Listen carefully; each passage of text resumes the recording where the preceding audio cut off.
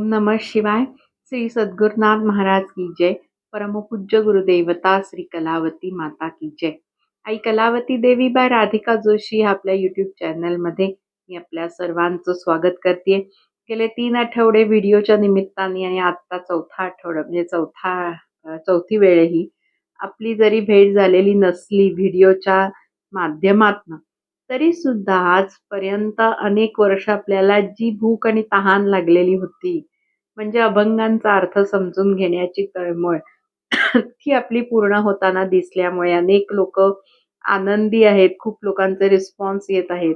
पहिला अभंग आपण कबीरांचा झोली भरकर लाना, अतिशय अवघड असा अभंगाचा अर्थ बघण्याचा प्रयत्न केलाय. दुसरा अभंग घेतला होता मोरी लागी लटक गुरुचरण नकी, मीराबाईंचा अभंग आहे.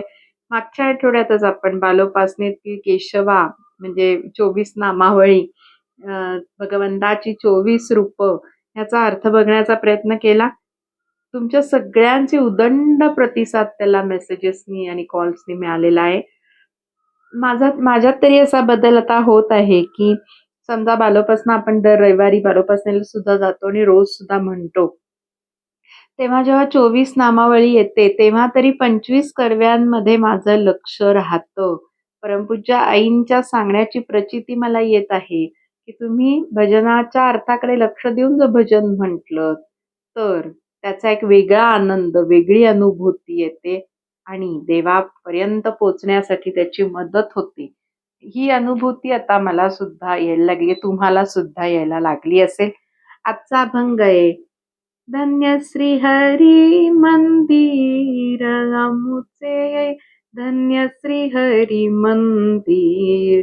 प्रातस्मरणाच्या प्रत्येक वारातला पहिला अभंग. परमपूज्य आईंचा प्राण असं हरिमंदिर, आपल्या सगळ्यांचं आवडतं असं हरिमंदिर, त्याविषयीच्या अभंगाचा अर्थाचा आज आपण अर्थ लक्षात घेण्याचा प्रयत्न करणार आहोत. आता धन्य श्री हरी मंदिर. श्री हरी मंदिर म्हणजे काय? आईंना म्हणायचे, आईने किती छान नावं ठेवली आहेत. श्री हरी मंदिर, परमार्थ निकेतन, साक्षात हरीचा वास जिथे आहे, श्रीहरीचा वास असलेलं असं आमचं परमार्थ निकेतन. परमार्थ निकेतन म्हणजे जी काही डेफिनेशन, परमार्थ जाणण्याचं ठिकाण, मनाला योग्य वळण लागण्याची शाळा आणि त्यातला अभ्यास म्हणजे भजन, ही डेफिनेशन आईने सांगितली, पण ती पण अजून सखोलमध्ये आपण बघायला हवी आहे. मी कधीतरी कोणत्या तरी व्हिडिओमध्ये त्याचाही अभ्यास नक्की सांगेन. आता परमार्थ निकेतन, परमार्थ म्हणजे काय हो?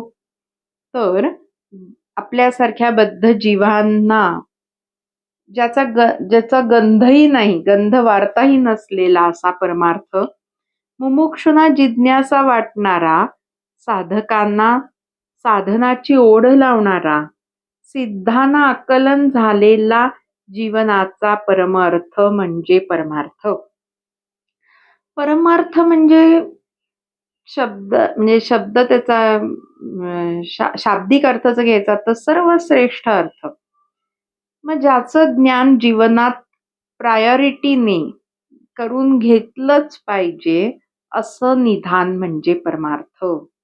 मी कोण आहे ह्याचा शोध घेणं म्हणजे परमार्थ, सोप्या भाषेत सांगायचं. सर्व ज्ञानांचं तात्पर्य म्हणजे परमार्थ. आणि आता ज्ञान म्हणजे ऑब्व्हियसली इथे आत्मज्ञानच आहे.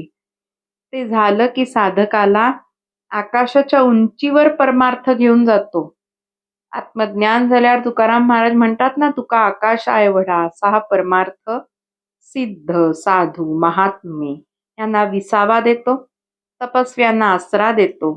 सात्विक जनांनी जर सत्संग केला तर त्यांनाही अखेरीस समाधानाचं सार्थक लाभून भवसागरातून पहिलं तीराला नेऊन सोडतो असा हा परमार्थ. आणि असा परमार्थ जिथे होतो ते आपलं हरिमंदिर म्हणजे परमार्थ निकेतन. आज आपण परमपूज्य आईंनी कोणकोणत्या कॅटेगरीच्या लोकांना, म्हणजे प्रत्येकाची वेगवेगळी योग्यता असते, तशा वेगवेगळ्या योग्यतेच्या लोकांना काय काय सर्व्हिसेस आणि फॅसिलिटीज हरिमंदिरात उपलब्ध करून दिलेल्या आहेत ते परमपूज्य आईंनी सांगितलेलं आहे ते बघणार आहोत.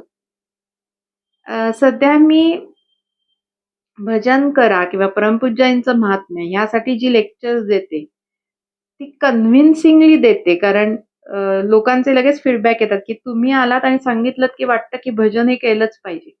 तेवढ्या कन्व्हिन्सिंगलीच म्हणजे कन्व्हिक्शननीच परमपूज्य आईनी सुद्धा आपल्या भजनाच्या पुस्तकाच्या पहिल्या भजनातच हा अभंग घातलेला आहे बघा. त्यांनी पहिलीच श्री हरी मंदिराची ओळख करून दिलेली आहे. प्रत्येक लेव्हलच्या म्हणजे प्रत्येक वेगवेगळ्या योग्यतेच्या लोकांना, सर्व लोकांना, सर्व कॅटेगरीच्या लोकांना हरिमंदिरात काही ना काहीतरी मिळणार आहे. ते आपण येणाऱ्या कडव्यांमध्ये बघणारच आहोत.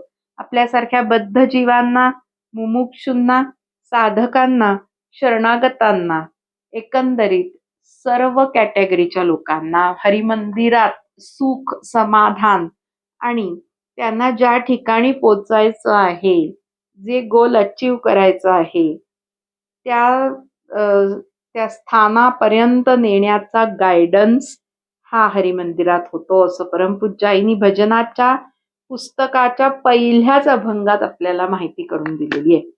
मग सर्वतोमुखी एकच चाले हरिनामाचा गजर अमुचे धन्य श्री हरी मंदिर.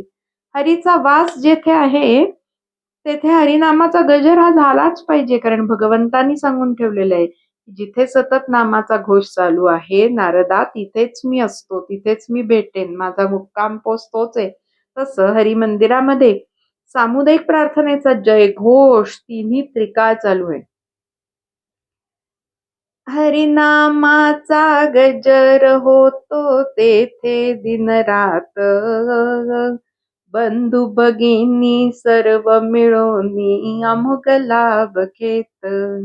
मग सामुदायिक प्रार्थनेचं महत्व इथे लक्षात घेण्याजोगं आहे. सतत नामघोष, सततच्या नामघोषाने निर्माण झालेलं पावित्र्य, एकत्र समुदायाने नाम घेतल्याने तयार झालेली पॉझिटिव्ह व्हायब्रेशन्स, ही हरिमंदिरचा USP आहे. म्हणजे ते वैशिष्ट्य आहे हरिमंदिरचं. आणि घर म्हणजे हरिमंदिर होऊच शकणार नाही. कारण ती पवित्रता, त्याचे मिळणारे बेनिफिट्स जर घ्यायचे असतील तर जिथे सतत उपासना चालू असते तिथेच जावं लागतं. आणि आपल्या घराचं हरिमंदिर करायचं असं काही जण म्हणतात, पण आपल्या घरात हरिमंदिर होऊ शकणार नाही. कारण तिथे एक तर पवित्रता नाही, सुविचार नाही, तापत्रयांनी भरलेलं असं सगळ्यांची मनं, आणि दुसरं म्हणजे अखंड नामाचा जयघोष नाही. ज्या घरी अखंड नामाचा जयघोष असे संत, त्यांचं घर हे हरिमंदिर, हरीचा वास, थोडक्यात ते हरिमंदिर. त्यामुळे थोडंसं काहीतरी मिसकन्सेप्शन्स असतात त्या काढून देण्यासाठी म्हणून मी आता थोडी डेफिनेशन पण सांगून टाकली. ज्याला विमानाने एखाद्या डेस्टिनेशनला पोचायचं असेल तर एकत्रित उपासनेशिवाय त्याला पर्याय नाही. म्हणून परमपूज्याईंनी सांगितलंय की एक मनाने एकत्र येऊन जी ऊर्जा निर्माण होते ती प्रार्थना देवापर्यंत लवकर पोचते आणि देव लगेचच त्या प्रार्थनेचा स्वीकार करतो. असं आपलं हरिमंदिर. आता या गुरु आज्ञेला अभ्यर करणारे पण अनेक जण आहेत, त्यांनाही लवकरात लवकर सुबुद्धी मिळू दे अशीच परमपूज्यांच्या चरणी मी प्रार्थना करते. दुसरं कडवं आहे, भूलोकींचा स्वर्ग से हा दुःख नसे तिळभर अमुचे धन्य श्री हरी मंदिर. आपण बघितलं हरिमंदिर म्हणजे जिथे हरीचा वास आहे. हरी म्हणजे दुःखाचं हरण करणारा, दुःखाचा नाश करणारा. दुःखाचं हरण कधी होतं? जेव्हा तिथे सुखाचा उदय होतो. सुखाचा उदय कधी होईल? जेव्हा ईश्वराचं आणि नामाचं अधिष्ठान तिथे असेल. मग आमच्या हरिमंदिरात हरी आणि हरीच्या नामाचा जयघोष तिन्ही त्रिकाळ होत असल्याने तेथे दुःख ते मात्र ही औषधाला सुद्धा बघायला मिळत नाही. म्हणजे मॉरल, हरिमंदिरात येऊन केलेल्या हरिभजनाने पाप, ताप, दुःख, दैन्य, रोग, चिंता, संकटे ही सर्व काही नाश पावतात आणि आयुष्य सुखमय होतं. असा भूलोकीचा स्वर्ग माझ्या माऊलीनी निर्माण केलाय.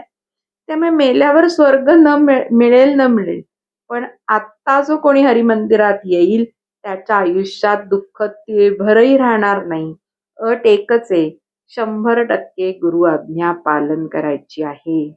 अमुचा हरी कृपा दृष्टीने आम्हाकडे पाहत, पाप ताप दुःख संकटे हरीला भिवून पळत. बघा, घरी हरिमंदिर करायचं का हरिमंदिरातली शक्ती आपण कॅच करायची. स्मार्ट भक्ती आम्ही तरी करतोय. गुरु आज्ञा पालन हे असं का तसं का, 100 फाटे फुटले की हा जन्म व्यर्थ जाऊच शकतो. तिसरा कडवं आहे, बद्ध जीवांचे त्रिताप निववुनी देई सदैव धार. आता बद्ध कोण हो? माझ्यासारखे लोक. आपण कोण, कुठून आलो, कुठे जायचं आहे, डेस्टिनेशन काय आहे, आपलं कर्तव्य काय याचा विचार न करता केवळ पंच विषयात रमणारा म्हणजे बद्ध. बद्धाला काय असतं? परमार्थाचा अनादर असतो आणि प्रपंचाचा अत्यादर असतो. म्हणून तर कित्येक लोक सांगतात बघा, की परमपूज्य आई नेतील तेव्हा भजनाला जाऊ, आणि असं करून स्वतः घोरत पडतात किंवा संसारातली कामच करत राहतात. परमपूज्य आई काही येऊन हाताला धरून घरी येऊन घेऊन जाऊ शकत नाही. मग परमार्थाचा अनादर म्हणून तर आपलं भजन चुकतं. आठवड्यातलं एक दिवस सुद्धा आपण जाऊ शकत नाही.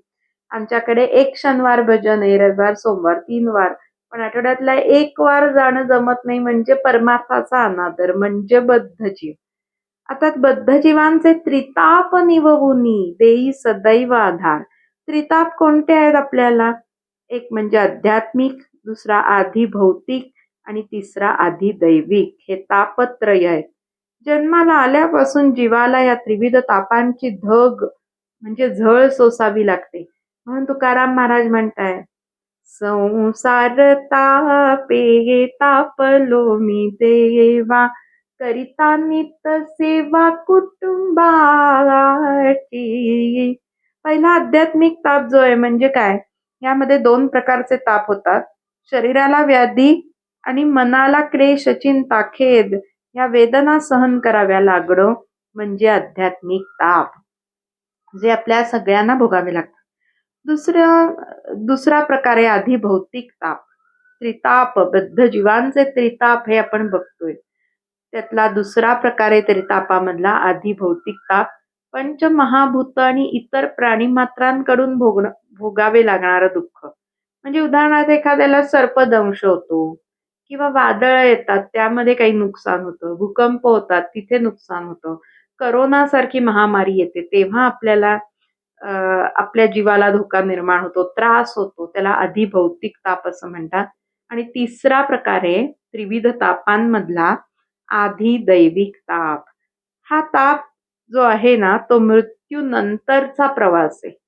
मृत्यूनंतर जीवाच्या बऱ्या वाईट कर्मानुसार आपल्याला स्वर्ग नरकामधील भोग यातनांपासून होणारा त्रास यामध्ये गणला जातो. स्वर्गात गेलो तरी जेवण मिळत नाही अशी आपण गोष्ट ऐकतो, वाचतो वाङ्मयामध्ये आईंच्या. पोट भरायला काय सांगतात, की अन्नदान केलेलं आठवा असं स्वर्गात जाऊन सांगतात. अन्नदान केलंच नसल्याने आपली फजिती. मग हे सगळे ताप सहन करणारे प्रपंचामध्ये आसक्ती असलेले लोक नश्वर गोष्टींची मागणी देवाकडे करतात. म्हणजे आपलंच वर्णन चालू आहे. पण त्यांना सुद्धा न झिडकारता सर्वांची इच्छा पूर्ण करून परमपूज्य आई अशा बद्ध लोकांना सुद्धा नामस्मरणाची आणि भजनाची गुटिका देतात आणि सांगतात की ही गुटिका जर घेतली, ह्याचा डोस प्रिस्क्राईब करतात दिवसातनं 1 वेळा, 2 वेळा, 3 वेळा, ही जर तुम्ही घेतली तर तुमच्यावर असलेलं संकटाचं निवारण होईल असं सांगून त्यांना पचनी पडेल अशा उपदेशाची मात्रा सुद्धा देतात नकळत. अशा सकाम भक्तांच्या सुकामना पुरवून नित्य आनंद देणाऱ्या परमार्थाकडे वळवण्याचं काम परमपूज्य आई युक्तीनी हरिमंदिरात करत आहेत. बद्ध जीवांचे त्रिताप निववनी देई सदैव आधार. चौथं कडवं आहे. मुमुक्षु ते निज बोध देई वावया भव नदी पार. आता बद्धानंतरची नेक्स्ट स्टेप आहे मुमुक्षु. मुमुक्षु म्हणजे कोण? एखाद्या व्यक्तीला जेव्हा परमार्थाबद्दल उत्सुकता निर्माण होते आणि त्या दृष्टीने त्याचा अभ्यास सुरू होतो तेव्हा त्याला मुमुक्षु असं म्हटलं जातं. मुमुक्षु म्हणजे संसारात राहून मोक्ष सुखाची इच्छा करणारा. संसार नश्वर आहे, दुःखमय आहे ह्याची ज्याला जाणीव झालाय तो मुमुक्षु. अभ्यासाच्या योगे अशा माणसाच्या अंतरंगात परिवर्तन होत जातं. मुमुक्षु ही अवस्था आहे बरं का. परमार्थात मुमुक्षु, साधक आणि सिद्ध अशा 3 अवस्था येतात बद्ध माणसाच्या जीवनात. बद्ध माणसाने जर परमार्थ करायला सुरुवात केली तर पुढच्या 3 स्टेप आहेत मुमुक्षु, साधक आणि सिद्ध. अशा मुमुक्षुला पण हरिमंदिरात बोध मिळतो. आई मार्ग दाखवतात. गुरु बिन कौन बतावे बाट, बडा बिकट यम घाट गुरु बिन कौन आणि भव नदी पार जायला मदत करतात. भव नदी पार म्हणजे आता सगळ्यांना माहिती झालेलंच आहे, जास्त त्याचं विश्लेषण करत नाही. जन्म मरण हे फेरे बंद होणं, जन्म मरण चक्रापासून मुक्त होणं, म्हणजेच थोडक्यात परमपूज्य आई हरिमंदिरात मुक्ती मिळवण्यासाठी मार्गदर्शन करतात. पुढचं कडवं आहे 5वं. साधका सुलभ साधन दावी दे शांती सत्वर. आता साधक कोण? ज्याला संसारात सुख जवा पाडे म्हणजे मोहरी एवढं आणि दुःख पर्वता एवढं आहे ह्याची जाणीव झाली तो साधक. तुकाराम महाराजांचाच अभंग आहे. दुःख पर्वता एवढं आणि सुख मोहरी एवढं आहे असं तुकाराम महाराज म्हणतात. ज्याने सेवा कार्यात झोकून दिलंय तो साधक. जो काया वाचा मनाने समर्पित आहे गुरुला तो साधक. गुरु ज्याचे माता पिता बंधू सखा आहे. त्वमेव माता च पिता त्वमेव बंधू सखा त्वमेव. जो अखंड अनुसंधानात आहे तो साधक. ज्याने बोध आचरणात आणलाय तो साधक. सगळ्यांनी कान देऊन ऐका ह्या विविध स्टेप्स ज्या आहेत पुढच्या लेव्हल्स, तिथे आपल्यालाही जायचंय. काही जणांना आपण सिद्ध झाल्याचा सुद्धा भ्रम झालेला आहे, पण आपण सिद्ध कधी होतो? मी नेहमी सोपी डेफिनेशन सांगते. 24 तास जो नामात राहतो तो सिद्ध आपण झालोय का? आपण प्रत्येकाने ठरवायला पाहिजे. साधक काय करतो? अधर्माला स्वधर्माने लुटतो, कुकर्माला सत्कर्माने झुगारतो, भवसागर चिरडून टाकतो, द्वेष खणून टाकतो, सुविचाराने अविचार घालवतो, दुर्गुणांना संपवतो असा साधक. हे सगळं एकदम होत नाही बरं का. वृक्ष ससा एकदम वाढत नाही. शहाणपण एका दिवसात येतं का? राज्य एका दिवसात निर्माण होत नाही. त्याग जसा हळूहळू होतो. हायब्रिड सोडून बाकी सगळ्याला वेळ लागतो, तसा अंतर्बाह्य निर्मळ व्हायला वेळ लागतो. घुंगट कापट खोल, ती ट्रान्सपरन्सी यायला अनेक जन्म लागतील कदाचित आपल्याला, माझ्यासारख्या माणसाला. साधकाच्या मनातील श्रद्धा भक्तीचा खरेपणा गुरु पारखून घेतात आणि त्यात पास झाल्यावर कधीही न संपणाऱ्या ज्ञानानंदाचा कलश त्याच्या हाती देतात. मग शिष्याला आत्मज्ञान प्राप्त होतंय. परमपूज्य आईना सिद्धारूढ महाराजांकडून मिळालं तसंच हे सगळं हरिमंदिरात होतं. मग साधका सुलभ साधन दावी दे शांती सत्वर. कायमची शांती, अखंड समाधान हरिमंदिरात मिळू शकतं. गुरु सेवे विण काही न जाणे, जन म्हणती मज पीशी, गुरु घरची मी दासी सखये. ही साधक अवस्था आहे बर का. आता 6वं कडवं आहे. शरणांगतासी ब्रह्मोपदेशे जाणविते अमर.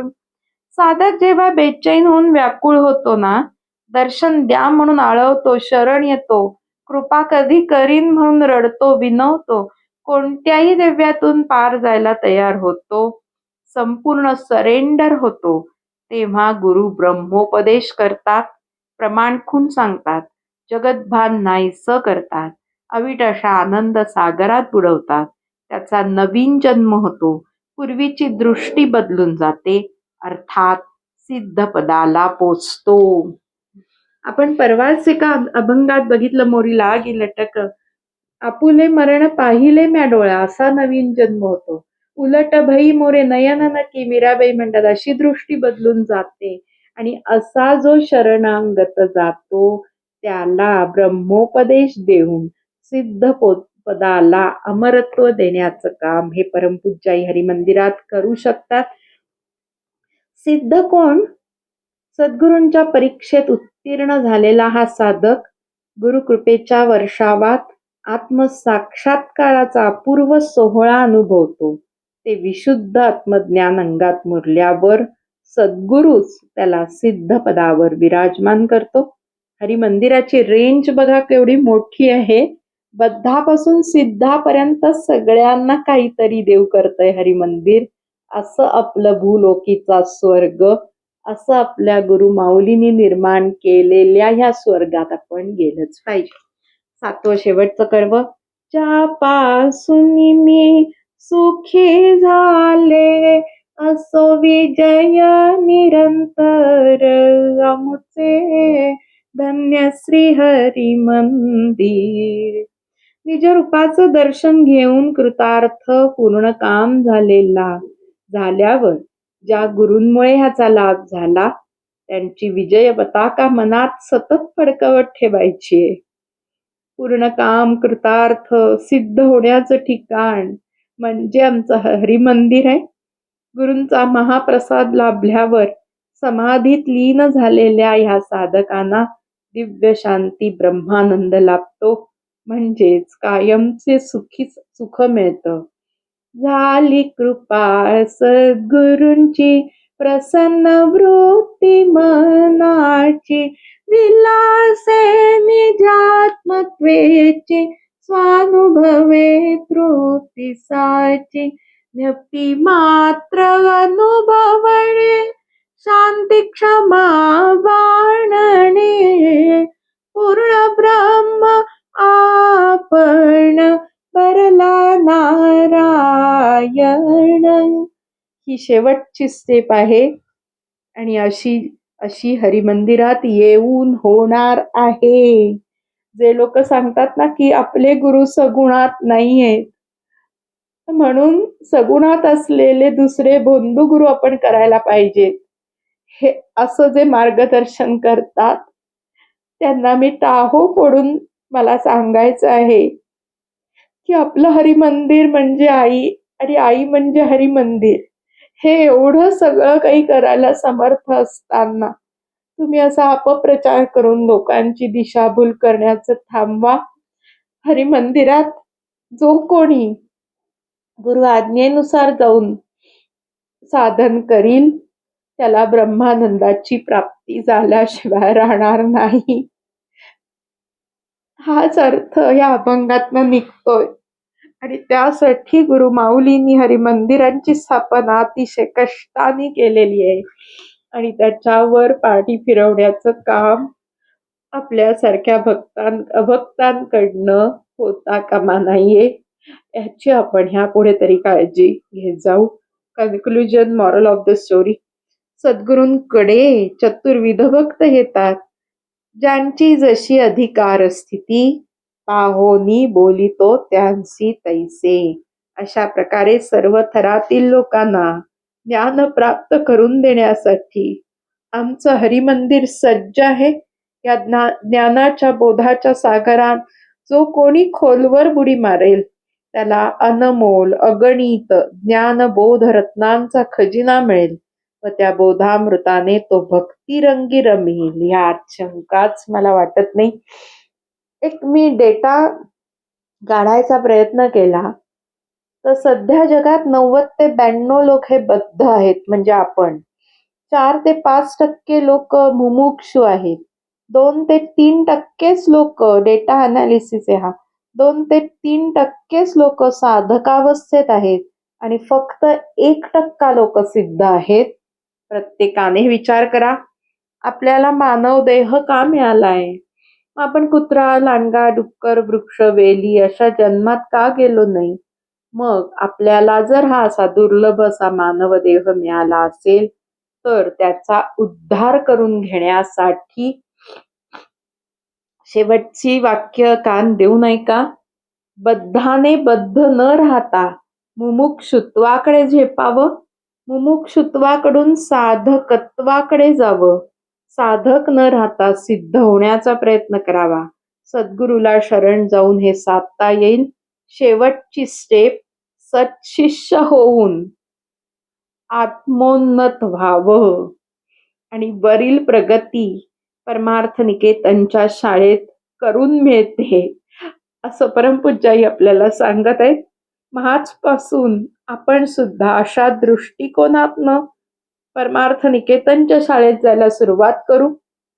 सगळं राग, द्वेष, राजकारण जर काही होत असेल तर बंद करू आणि आपली प्रगती, दुर्लभ अशा नरदेहाची प्रगती आणि सार्थक करून घेण्याचा प्रयत्न करूयात. धन्यवाद. ओम नमः शिवाय.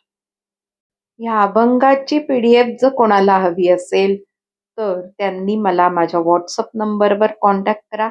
988811511016 ह्या नंबरवर व्हॉट्सअप मेसेज करा की तुम्हाला अभंगाचा अर्थ हवा आहे किंवा PDF हवी आहे. PDF म्हणजे हेच की मी जो अभंगाचा अर्थ वहीत लिहिलेला असतो त्याचा फोटो मी तुम्हाला पाठवते, म्हणजे तुम्ही प्रिंटआउट काढून तुमच्या संग्रही तो अभ्यास करण्यासाठी उपयोगी पडू शकतो.